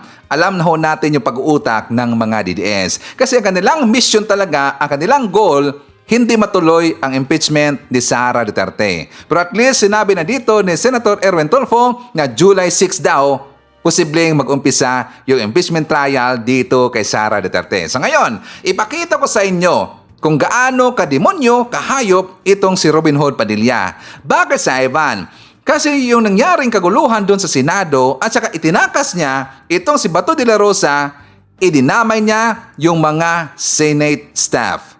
Yes, idinamay ho ni Robin Hood Padilla. Sa anong pamaraan, Sir Ivan? Pinapirma daw ha, di umano, according sa balita ng Abante, pinapirma daw ng NDA yung mga Senate staff. NDA, ibig sabihin, Non-Disclosure Agreement. So kapag pipirma ka dyan, hindi pwede na ikaw ay magsalita. Bawal ka na magsalita, mga kababayan. Kasi nga, mababaliktad ka. Kapag ikaw ay pipirma ng NDA or Non-Disclosure Agreement, bawal ka na magsalita. Ibig sabihin, binusalan ni Robin Hood Padilla yung mga Senate staff. So ito ang ating balita. Ito po nakakagalit, mga kababayan. Meron pong report na inilabas ng Abante na nagsasabi, sa pagkakaunawa ko, nagsasabi na may kinalaman or may tila kinalaman si Robin Padilla or alam ni Robin Padilla yung nangyaring gulo or mangyayaring gulo nung May 13, mga kababayan. So, babasahin ko po sa inyo yung report ng Abante at kayo po ang mag-analyze, no? Kasi sa pagkakaunawa ko po dun sa report ng Abante, parang sinasabi nila na alam ni Robin Padilla yung mangyayaring putukan or gulo doon sa Senado. No? So babasahin ko po. At kung ito po ay mapapatunayan, nakakagalit po ito. Dahil bakit sila gumawa ng ganoon? Babasahin ko po sa inyo yung report ng Abante at ating pong pag-usapan. Ito po yung title ng report. Sabi, Robin Padilla binusalan mga staff sa Senate putukan. Nagpapirma umano si Senador Robin Padilla ng non-disclosure agreement sa kanyang mga staff upang hindi nila maikwento ang mga pangyayari sa putukan sa Senado noong gabi ng Mayo 13 at ang pagsama ng Senador sa pagtakas ni Senador Ronald Bato de la Rosa. Ayon sa mga nakalap ng source ng online news politiko at Bilyonaryo News Channel, isang nagngangalang Jean Alia Robles ang nakasama umano ni Padilla at De La Rosa sa paglabas ng Senado noong alas 2:30 ng madaling araw ng Mayo 14. Si Robles ay dating nagsilbi sa Armed Forces of the Philippines at naging Foreign Service Officer Class 4 ng Department of Foreign Affairs noong Enero 2019 sa panahon ni dating Pangulong Rodrigo Duterte. Sinabi ng source na ang NDA ay pinapirma sa mga staff noong Mayo 14 matapos ang nangyaring putukan sa Senado. Napag-alaman pa na bago ang insidente, inutusan umano ni Padilla ang kanyang mga staff na haputin ang mga mahahabang baril papasok sa Senado. Saan kaya nanggaling ang mga baril na yon, mga kababayan? Sasakyan umano ni Padilla ang ginamit kaya walang kahirap-hirap na nakapasok ito sa parking area ng mga senador at mula doon ay diniskarga ang mga mahabang armas. Kinahapunan ay maagang pinauwi umano ng Chief of Staff ni Padilla ang kanilang finance officer pero bago ito umalis ay hiningan ng petty cash para pambili ng first aid kit dahil sa magkakaputukan later. Quote and quote. May nakapagsabi naman umano sa mga staff na mababaliwala ang NDA kapag inimbestigahan na ng Department of Justice ang mga staff ni Padilla. Nakarating din ang impormasyon na noong Miyerkules, nagpahanap ng abogado si Padilla dahil inaasahan niyang iimbestigahan siya at ang kanyang mga staff ng DOJ dahil sa insidente ng putukan at pagtakas ni De La Rosa, lalo pat kitang-kita sa video na kasama niya ang senador at isang babaeng natukoy na si Robles. Nakipag-ugnayan ng Abante sa opisina ni Padilla pero tumanggi itong magbigay ng komento. So mga kababayan, sa pagkakaunawa ko po sa balitang iyan ng Abante, sinasabi na alam ni Robin Padilla yung mangyayaring gulo or putukan sa Senado noong May 13. At nakita naman sa CCTV na siya yung kasama ni Bato de la Rosa na lumabas ng Senado nung nakatakas si Bato. Kung mapapatunayan na alam ni Robin Padilla ang mangyayaring gulo, yung putukan noong May 13, hindi po ba nakakagalit ito mga kababayan? Nakakagalit ito dahil may alam siyang mangyayaring gulo, hindi niya pinagbigay alam sa mga otoridad. Kaso, base po dun sa binasa natin, tila sila po yung may pakana nung mangyayaring gulo. Di umano'y may mga ipinasok na mahabang armas at ginamit ang sasakyan ni Robin Padilla. So, if that's the case, kung totoo yan, di sila yung nagplano at gumawa ng gulo. Nagplano at nag-execute ng gulo. Ang masakit nito, ang pinalabas sa publiko ng mga senador na natira doon, yung majority senators, yan, sila Amy Marcos, sila Pia Cayetano, yung kung makaati sila, akala mo biktima sila. Kung totoo pala na may kinalaman si Robin Padilla dito, kasamahan nila ang may pakana. Hindi po ba mga kababayan? Pero ang pinalabas sa publiko ng mga DDS at ng mga vloggers nila, ng mga troll nila, ay may alam ang minority senators dahil nauna daw umuwi ang mga ito. Tignan mong kawalang hiyaan ng mga yan, mga kababayan. Kung sino pa yung mga inosente at walang kaalam-alam, sila pa yung napagbintangan at pinasama sa publiko. Sila pa yung nagmukhang masama at kontrabida sa publiko. Kaya po nung nagsalita si Senator Rizon Tiveros, sumagot si Pia Cayetano, ngumalngal si Pia Cayetano, umiyak. At nagmukha na naman pong kontrabida si Senator Rizon Tiveros sa mata ng mga DDS. Pero kung tutuusin, kasamahan pala nila Pia Cayetano ang may pakana nito kung totoo. Yung sinasabi sa report ng Abante News Online or ng Abante. Tignan nyo mga kababayan, kung totoo yan, napakawalang hiya nila. Dahil ang pinalabas nilang may alam sa mangyayari ay yung minority senators, but in reality, if that's true, yung report ng Abante, kasamahan pala ng majority senators na may alam dito. Tapos, kanya-kanya silang pabiktim sa kanilang mga live. And then, nagsikainan after nung gulo. Tapos, nagngitian na sa mga photo op.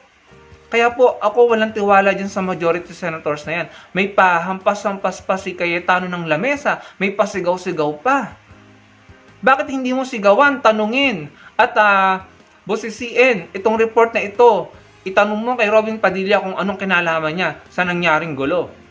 Si Pia Cayetano, iyak ka ng iyak. Bakit hindi ka magalit? Bakit hindi mo tanungin kung may kinalaman yung kasamahan niyo na si Robin Padilla sa nangyaring gulong ito? Bakit nag-iiyak ka? Bakit imbes na umiyak ka dyan, hindi ba dapat magalit ka dahil may nagdulot ng gulo at pagkatakot sa iyo? Nasabi mo na in my understanding, nagpapaalam ka na sa mga anak mo. Bakit hindi nyo pa imbestigahan nang malaman nyo kung sino may pakana dito? Lahat kayo nag-iiyakan lang na para bang gusto nyo lang magpaawa, hindi nyo naman inaalam ang totoo. Bakit? Natatakot kayo na malaman nyo na kasamahan nyo rin ang may pakana nito? After palabasin ng mga vloggers nyo, na mga vloggers na sumusuporta sa inyo, ng mga troll na sumusuporta sa inyo, na ang pinalabas na masama at may kinalaman ay yung minority senators? Kawawa naman po yung mga minority senators dahil sila po yung pinagmukhang masama dito. Kung totoo na may kinalaman or alam ni Robin Padilla yung mangyayaring gulo na yan, at kung totoo, no, sa pagkakaunawa ko, parang sila yung sinasabi, si Robin Padilla ang in my understanding, sa report na yan ng Abante, tila sinasabi na si Robin Padilla di umano ang may alam, ang nagplano at may kagagawa ng gulong iyan sa Senado. Yun po yung pagkakaunawa ko dyan. Correct me if I'm wrong. Pero yun po yung pagkakaunawa ko dyan. Pero sino pong pinalabas na masama ng mga propagandista at ng mga vloggers ng mga DDS? Yung minority senators. Na porkit umuwi ng maaga?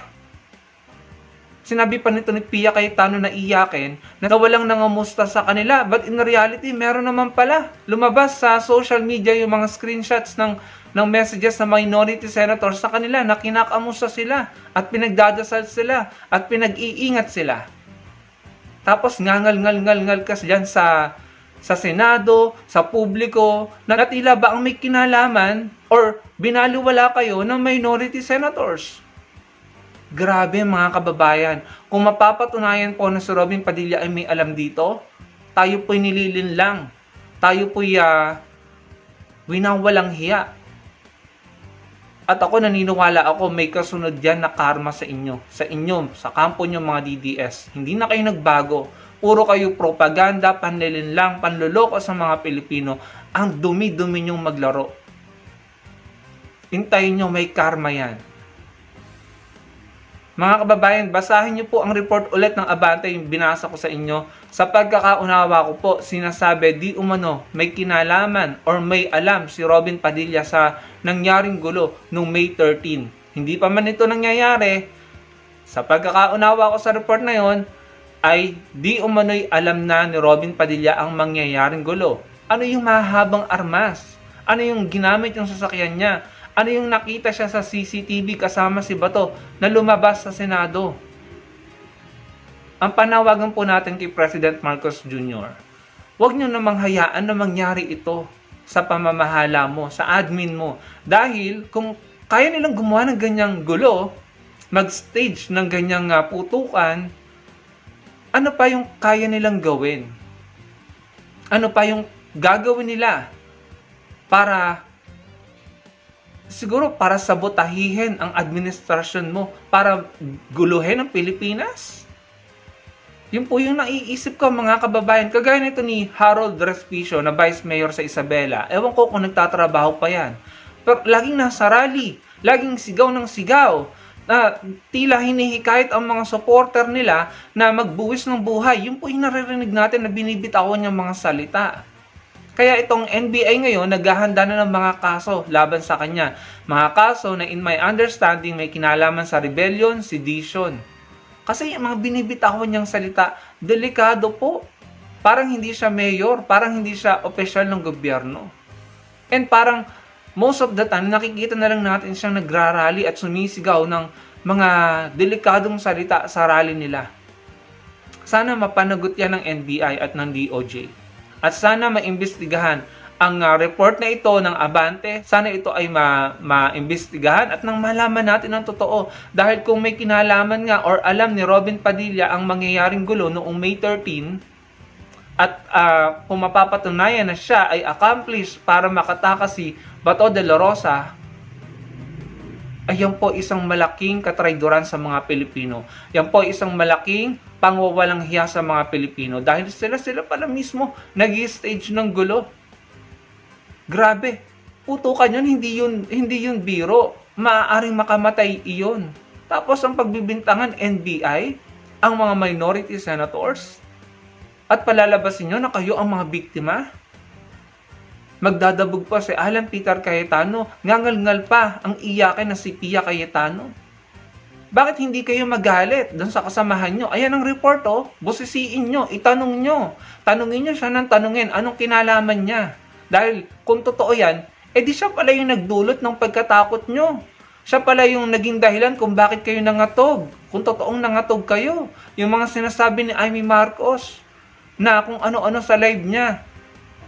Kung totoo na si Robin Padilla ay may kinalaman at alam niya yung nangyaring gulo noong May 13 or mangyayaring gulo noong May 13, di siya pala yung reason ng lahat ng pagkatakot nyo. Tinakot nyo rin ang mga Pilipino. Grabe, puro na lamang gulo, drama, at patawa ang dulot nyo diyan sa Senado simula nung naupo bilang Senate President si Alan Peter Cayetano. Nakakadiri, nakakasuka ang lagim ng nangyayari sa Pilipinas dahil sa inyo. Sana kung totoo na may mga kinalaman kayo dyan at mga palabas nyo ito, makarma sana kayo pare-pareho. Sana pare-pareho kayong hindi manalo sa 2028. Grabe, hindi kayo nakakatulong sa Pilipinas. Nakakadagdag kayo sa gulo. Yun lamang. Salamat po sa panonood. O, di ba? Tingnan nyo, ganyan ho ang gawain ng mga DDS. Tingnan nyo, matino ba itong si Robin Hood Padilla? Sa tingin nyo ba, matino itong pag-uutak ni Robin Hood Padilla? Please comment sa baba, babasahin nyo mamaya ni Sir Ivan. Okay? So anyways, kasama din natin, nandyan si Julie Maloma, Shirley Risman, Phil Macabato, nandyan din si Evelyn Garcia, Christina Soriano from Dammam, Saudi Arabia, kasama din natin si Munez Borromeo, Ashin, Erma Apostol, Joy Manipis, nandyan din si Apolonio Nocido, hi to Rosemary Castello from Rome, Italy. Marvin Culiado, nandyan din si Walter Romano, Grace Duinas, Jolly Maloma, Gary Esguera, nandyan din si Rodolfo Girucci from Toronto, Canada. Hi to Kelly Capuno, Fortnite Fan 1234, and hi to Elmira Yulbridge. Okay, so mga kababayan ko, ipapakita ko sa inyo ang vlog na to. For more details, let's watch this. Magandang araw po sa inyong lahat. Nyolo po, ang inyong abang lingkod. Napakaswerte po ng ating araw ngayon sapagkat pinaunlakan po tayo ng ating Congressman Judas Isidre po ng Tingog Party List. Magandang araw po, Congressman. Magandang araw. Thank you, Yulo, for having me. Yun. At kamusta po, Kong Isidre? So far, okay naman. Ngayon, medyo nakakahinga na rin niya kasi tapos na yung proseso sa House. At nakatuon naman yung attention natin sa mga pangyayari sa Senado. Oh. At mangyayari sa Pangyayari Senado. sa Senado at grabe nga po yung pangyayari, no? Congressman, unahin na po natin. Kamusta po ang ating Tingog Party List? Ano po ba ang mga events, future events at mga ngayong recent events na ginagawa po? Sa Tingog, tuloy-tuloy pa rin naman tayo sa ating mga programa. In fact, katatapos lang ho namin itong mga nakaraang 2 linggo, no, na ikutin muli yung ating mga tanggapan because we have more than 100 offices ng Tingog parties. Tawag namin Tingog centers all over the country. So, parang for this year, yun yung pangungumusta namin. Kasi through sa mga Tingog centers natin, tuloy-tuloy din naman yung mga serbisyo publiko natin, yung mga social services. At hindi lang yun, nakatutok pa rin tayo sa ating mga legislative priorities. Sunod-sunod po yung mga batas na pinupush po natin sa Kongreso. Nandyan po yung enterprise-based education and training. Ito yung paano magkakaroon ng training, technical vocational training sa loob mismo ng negosyo. Alala mo, pag nag-apply ka ng trabaho, palaging tinatanong, may experience ba? Pero ngayon, ginawa nating batas na doon mismo kung saan sila nagtatrabaho, doon nila makuha ang experience nila, ang training. Yun po nararapat. Tayo din yung may akda ng batas na itong iniikot ni Presidente, nagpapasalamat kami kay Pangulong Bongbong Marcos sa kanyang suporta sa pagpapatupad nito, yung career progression for teachers. Batas po ng Tingog Party List yun. Kasama din po yung ITEAP. Alam mo, Congressman, hindi po ako nambobola sa inyo ha. Kasi po, may kamag-anak po kasi ako, natulungan po ng Tingog Party List, taga Bulacan po. Nasagot po yung hospital bills, wala pong binayaran. Kaya nga po, minsan sa vlog ko, inaangat ko talaga ang Tingog kasi yung mga kamag-anak ko na lumapit po sa Tingog, agad po natulungan. Hindi pa ako nambobola ha. Pwede ko po ipakita yung saksi buhay. Anyway, seryoso po. Alam mo, itong mga kwento na to, kwento ko na lang din. One time, nag-aantay lang ako ng in-order ko sa gateway kasi may take-out ako . Biglang may lumapit. Sabi niya, "Sir, di ba ko yung congressman ng Tingog?" Gusto ko sanang sabihin, hindi ako yan. Pero, para sabi niya, parang kilala naman. Bakit to? Kasi yung nanay daw niya, nagkasakit, natulungan. At alam mo kung saan lang siya lumapit? Sa Facebook. Nga po, sir. Totoo po yan. Hindi pa nga. So, hindi talaga, never daw siya nagkaroon ng pagkakataong magpasalamat. At sinasabi naman namin sa taong bayan, sa ating mga constituents, wala naman silang kailangan ipagpasalamat. Kasi trabaho naman namin ito, di ba? In fact, kami pa dapat nagpapasalamat sa pagkakataong makatulong, di ba? Alam naman namin na ang kongresista, hindi naman talaga trabaho namin ng social services. Ang primary naming trabaho is legislation talaga. Pero like for example, bigyan kita ng halimbawa. isa sa pinakamarami naming batas is about cancer. Yung pinapatay yung Philippine Cancer Center, isa yun sa mga priorities natin. Pero kung may lumapit sa amin na yung nanay nagpapakemo, pwede ko bang sabihin na, ma'am, wag ho kayong mag-alala. Pag naging batas na po ito, wala na ho kayong aalalahan. Hindi naman pwede, di ba? Hindi naman po pwede sabihin, ay, tigagawa lang po ako ng batas. Yes. Hindi So, ang ginagawa natin, itong mga programa na ito, hindi naman talaga namin programa ng tingog. Kami lang ang tulay. Yes. Kami lang ang naglalapit. Nagbibigay ng impormasyon tungkol sa mga requirements. Yun po ang ginagawa ng Kaya nga po Congressman. Kaya yan po sa mga nananawagan po kami, sa mga Ariel, lapit po kayo sa tingog. Napakabilis po. Proven tested na po ako dyan. At nga po pala, Congressman Isidre, ngayon pong nasa Senado na ang impeachment.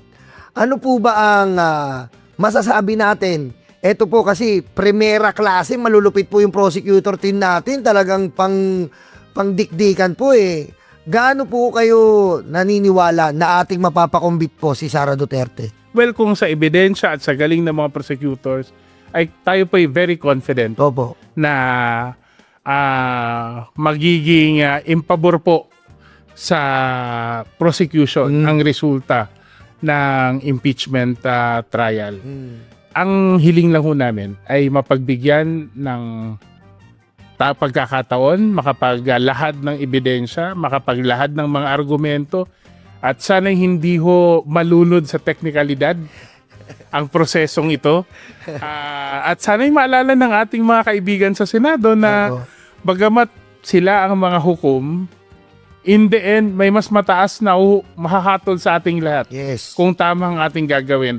At yan ang taong bayang nakikinig, nagmamasid at nanunuri sa mga ginagawa natin. Oo nga po, Kong Isidre. Kumbaga, hindi lang dapat i-forthwith convene, i-forthwith trial ka, gaya nga sa akin ni Madam Listro, no? At sinasabi natin, di ba? Dalawa lang ang pwede nilang maging desisyon. Yes. To acquit or to convict.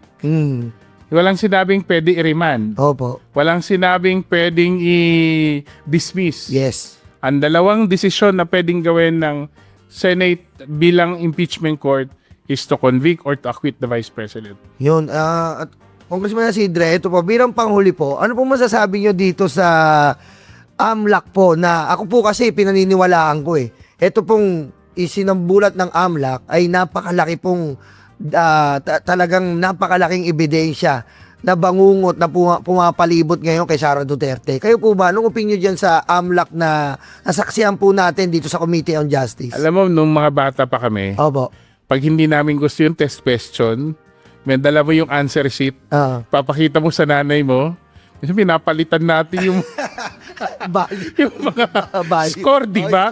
Kasi takot tayo pagalitan kung bagsak tayo. Tampered natin Alam mo, simpleng bagay lang ho ang SALN. Yes. Simpleng papel lang ho ang AMLAC report. Yes.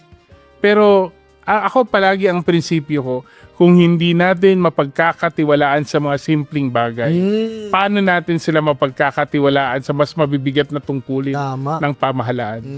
So I think more than, kasi syempre, pag tinamper mo yan, alam mo na, katulad, mahuhuli ka rin. Yes. Kahit ganong bago mo dun sa quiz, answer sheet mo, yung nanay mo makikita Yes.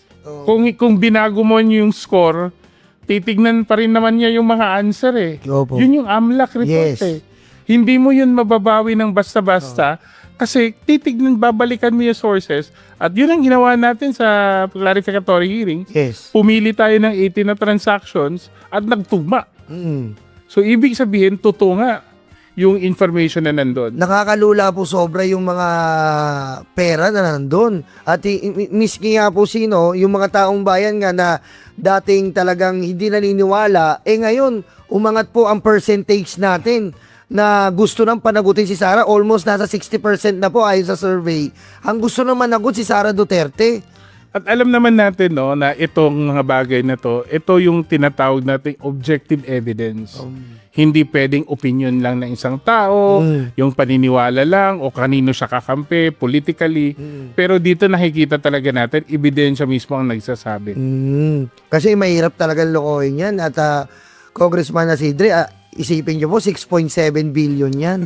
'Di ba? Ako nga po sa isip-isip ko hindi lang 6.7 kasi po kung i-imagine po kung Isidre yung mga 200, 300 hindi na amlak 'Di ba po? Kung pumasok yung 200, 300, 400 doon, 'di ba? Ako sinasabi ko na yung YOLO, hindi bababa sa amount na yan. Grabe, no? Alam mo, kung Isidre, abangan natin to. Napaka malupit na sitwasyon ang kakaharapin ni Sara Duterte dito. Bilang pagtapos po, Congressman Isidre, meron po ba kayong huling mensahe sa ating mga kababayan? Alang mensahe natin sa ating mga kababayan, no? Sana'y maisip na at maalala natin, sa impeachment trial na ito, hindi ho ang Vice President lang ang nasasakdal. The one on trial is not just the Vice President. Ang demokrasya po natin ang ating sinusuri. Kung kaya po nating panagutin ang isa sa pangalawang pinakamataas na opisyal ng ating bansa, kung magkamali po tayo at hayaan po natin na hindi umusad ang proseso, tayo din po ang mananagot. Nakasalalay po sa ating kamay, hindi lang ng mga senador, ang kinabukasan ng ating demokrasya. Kaya po, we're asking everyone, hinihikayat po namin ng lahat, manood po tayo, magsuri, magtanong, alamin ang tamang impormasyon tungkol sa mga pangyayaring ito. Yun, maraming salamat po. Ayan po ang ating Congressman Isidre ng ating House of Representatives Tingod Party List. Okay, so kasama din natin, nandyan sila si Marilyn Ortigero, Maria Marilyn Embido Bautista, nandyan din si Padillo Palakay, Agapita Anori, hi to ME. I-shoutout natin si Mamita Jackie, Evelyn Garcia, Velma Micabalo, Ido Javier Channel, Lenda VR. Nandyan din si Corazon Gakayan, Jessie Kagulada, Lorna, Danny Ancheta, and hi to Jean Rabara from UK. Okay, so mga kababayan ko, yan ang ating manakalap na mga balita ngayong araw. Kung nakaabot ka po sa portion na to, sana nakapag-like na ho tayo. Libre po ang mag-share. Libre din ang mag-subscribe. Again, maraming salamat sa mga viewers na hindi nag-skip ng ating mga commercials. Thank you so much. At before natin tatapusin ang ating programa ngayong araw, sana sabayan nyo sa Sir Ivan para sa ating live messaging prayer. Panginoong Diyos, kami po ay buong pusong lumalapit sa inyo upang humingi ng gabay, kapayapaan at proteksyon para sa aming bayan at sa bawat pamilyang Pilipino. Naway pagpalain ninyo kami ng mabuting kalusugan, pagkakaisa at lakas ng loob sa pagharap sa mga pagsubok ng buhay. Ingatan ninyo po si Pangulong Ferdinand Bongbong Marcos Jr. at gabayan siya sa bawat desisyon para sa kapakanan ng sambayanang Pilipino. Ilayo ninyo siya at ang buong bansa sa anumang panganib, kasamaan at kaguluhan. Patuloy po ninyo kaming samahan upang manaig ang katotohanan, pagmamahalan at pagkakaisa sa aming bayan. Idinadalangin ko ito sa pangalan ng ating Panginoong Jesucristo. Amen. So maraming salamat mga kababayan, and I hope to see you again on my next video.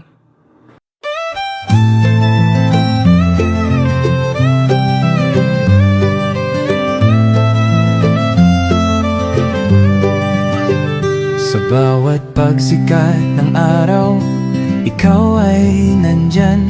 Tinig mong matatag, sa amin ay gabay. Pag-asa ng bayan, pangakong totoo. BBM, isa kang totoong tao. Sa mahirap at api, ika'y sumusuporta. Tapat mong paglilingkod, lahat kami nakakita sa iyong pamumuno. Bayan ay umaangat, bagong Pilipinas, pangarap ay tapat. Ikaw ang aming BBM, Pangulong matapat. Sa puso ng masa, inaangat ating watawan. Sa hirap at ginhawa, ika'y kasama. Pilipinas ay papangon, dahil ikaw ang pag-asa.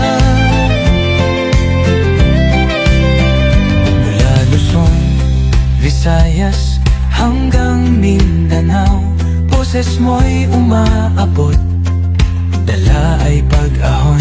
Magtulungan, magkaisa, sabi mo sa lahat, para sa bayan, ikaw ang aming alamat.